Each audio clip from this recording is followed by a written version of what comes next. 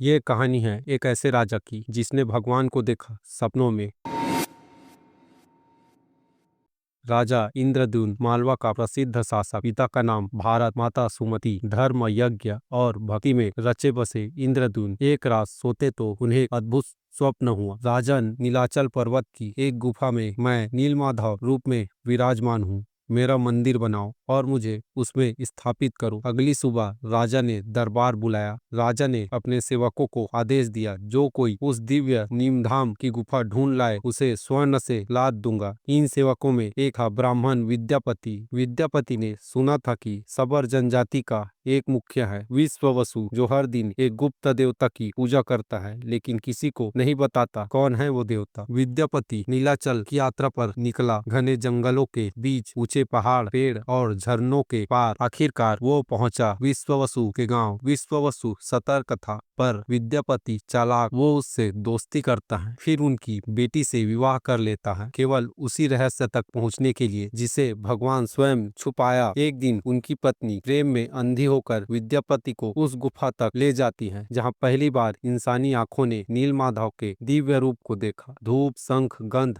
और एक अद्भुत नीला प्रकाश। विद्यापति आवक रह गया, पर लौटने पर उसने छल से मूर्ति राजा को लाकर दे दी। विश्ववसु जब गुफा पहुंचा और अपने देव को गायब पाया, उसके चीखे से पूरा पर्वत गूंज उठा। कहा जाता है भगवान भी अपने भक्त के दुख से व्यथित हुए और उसी क्षण नीलमाधव का रूप विलीन हो गया। लेकिन भगवान ने राजा से वचन दिया, राजन, मैं लौटूंगा जब तुम मेरे लिए एक विशाल मंदिर बनवाओगे। राजा ने तुरंत निर्माण शुरू किया। भव्य मंदिर तैयार हुआ। तभी समुद्र के किनारे एक विशाल लकड़ी का टुकड़ा तैरता हुआ आया, नील रंग की आभा लिए, मानो स्वर्ग से उतरा हो। सैनिकों ने, पुजारियों ने, स्वयं राजा ने भी उसे उठाने की कोशिश की, पर कोई उठा नहीं सका। तब राजा इंद्रद्युम्न, विद्यापति और विश्ववसु समुद्र तट पर पहुंचे। इन तीनों ने मिलकर जैसे ही लकड़ी का कुंदा उठाया तो वो भारहीन होकर उठाया। लकड़ी को राजमहल में लाया गया। पूरा राज्य उत्साहित था। अब भगवान जगन्नाथ की प्रतिमा बनेगी। लेकिन उस लकड़ी को देखकर हर शिल्पकार के चेहरे का रंग उड़ गया। देश के कोने कोने से बुलाए गए कुशल कारीगरों ने लकड़ी का परीक्षण किया। किसी ने हथौड़ी चलाई, आवाज आई पर निशान नहीं पड़ा। किसी ने कहा, ये लकड़ी बहुत मोटी है, इससे आकृति नहीं बन सकती। तो कोई बोला, हम पत्थर तराशते हैं, पर ये लकड़ी हमारी कला से परे है। धीरे धीरे सबने हार मान ली। महल में सन्नाटा छा गया। राजा सोच में पड़ गया, भगवान ने खुद जो लकड़ी भेजी है वो इंसान के हाथों से क्यों नहीं तराशी जा सकी। दिन बीते गए और एक दिन फिर सूर्यास्त से ठीक पहले महल के द्वार पर एक बूढ़ा व्यक्ति आया। कमर झुकी हुई, हाथ में लाठी,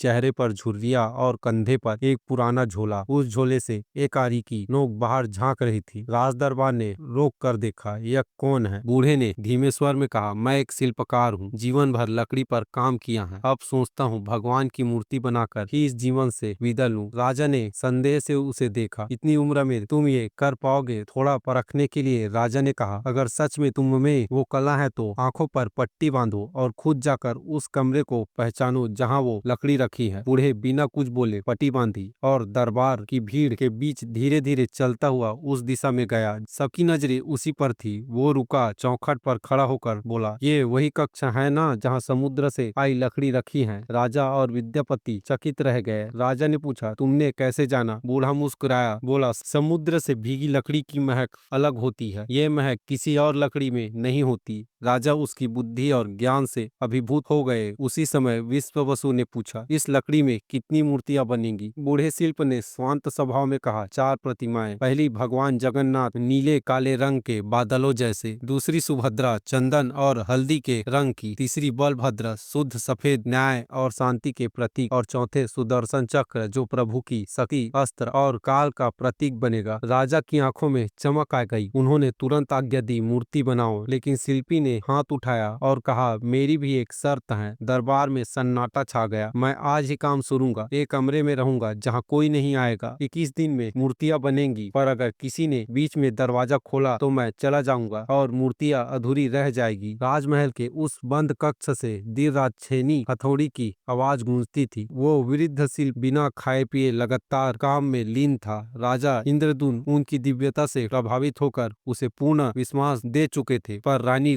गुडीचा का मन हर दिन चिंता से भरा जा रहा था। इतने वृद्ध हैं, 10 दिन से कुछ नहीं खाया, कहीं उन्हें कुछ हो न जाए। रानी ने बार बार यही सोचा, पर हर बार खुद को रोक लिया। दिन बीतते गए। 15वें दिन की रात अचानक आवाज थम गई। पहले दिन, फिर दूसरा दिन, फिर भी कोई आहट नहीं। रानी अब स्वयं को रोक न सकी। उन्होंने कक्ष का द्वार खोल दिया। अंदर जो दृश्य देखा उसने सबको स्तब्ध कर दिया। 3 अधूरी मूर्तियां, जगन्नाथ, बलभद्र और सुभद्रा, मानो अधूरे नहीं बल्कि दिव्य प्रतीक बन चुका हो। वृद्ध शिल्पी गायब था, जैसे हवा में विलीन हो गया हो। राजा ने उसकी कही बात याद की, यदि द्वार समय से पहले खोला तो अधूरी प्रतिमा ही तुम्हारी आराध्य होगा। राजा ने सिर झुकाया और कहा, ये प्रभु की लीला है, और उन्हीं अधूरी मूर्तियों को स्थापित करने का फैसला किया। पूरी की धरती पर मंदिर बन चुका था, लेकिन भगवान की अधूरी मूर्तियां देखकर राजा इंद्रदून का हृदय विचलित था। उसी समय नारद मुनि वहां प्रकट हुए। उन्होंने कहा, राजन, ये अधूरा कोई त्रुटि नहीं, ये प्रभु की लीला है। तब राजा ने नारद ऋषि को इसका प्राण प्रतिष्ठा करने का आग्रह किया, पर नारद ऋषि ने कहा, पिता कहते पुत्र प्राण प्रतिष्ठा कैसे कर सकता है। नारद ऋषि राजा ब्रह्मा से मिलने ब्रह्मलोक के लिए प्रस्थान कर गए। उनके जाते ही रानी गुडीचा ने मंदिर के सामने आसन लगाया और कठोर तपस्या आरंभ की। उन्होंने कहा, जब तक प्रभु स्वयं प्रकट न हो मैं अन्न जल त्याग दूंगी। दिन बीतते गए। समुद्र की हवा तेज हुई। रेत उड़कर मंदिर को ढकने लगी। धीरे धीरे मंदिर रेत में समा गया। लोगों ने कहा, शायद प्रभु अब स्वर्ग लौट गए, पर रानी तप में स्थिर रही, आंख बंद, शरीर स्थिर और मन केवल प्रभु में लीन। उधर ब्रह्मलोक में राजा इंद्रदून को स्वयं ब्रह्मा मिले। ब्रह्मा बोले, समय पृथ्वी पर बहुत बीत चुका है, चलो अब साथ चलो। प्राण प्रतिष्ठा क्या क्षण आ गया है। जब तीनों पृथ्वी पर लौटे, सैकड़ों वर्ष बीत चुके थे। अब उस भूमि पर राजा गालू माधव राज्य कर रहे थे और वही मंदिर को अपना बता रहे थे। तभी समुद्र से तेज गर्जना हुई, रेत की परतें फट गई और मंदिर का शिखर फिर से दिखाई देने लगा। उसी क्षण रानी गुडीचा की तपस्या पूर्ण हुई। उनकी आंखें धीरे धीरे खुली। चेहरा तेजस्वी था, जैसे भीतर कोई दिव्य ज्योति जल उठी हो। राजा इंद्रदून, रानी और स्वयं ब्रह्मा मंदिर में प्रवेश करते हैं। नारद मुनि शंख फूंकते और ब्रह्मा अपने कारों से जगन्नाथ, बलभद्र और सुभद्रा की प्राण प्रतिष्ठा करते हैं। क्षण भर में मंदिर दिव्य प्रकाश से भर उठा, मानो स्वयं विष्णु पृथ्वी पर उतर आए हों। माना जाता है कि भगवान जगन्नाथ के हृदय में एक रहस्यमय जीवित दिल धड़का है, जिसे ब्रह्म तत्व कहा जाता है। हर बार जब नई मूर्तियां बनती हैं, ये दिव्य तत्व गुप्त रीति से नई प्रतिमा में स्थापित किया जाता है। कहते हैं, जिसने भी उस ब्रह्म तत्व को देखने की कोशिश की, वो क्षण भर में संसार से विलीन हो गया।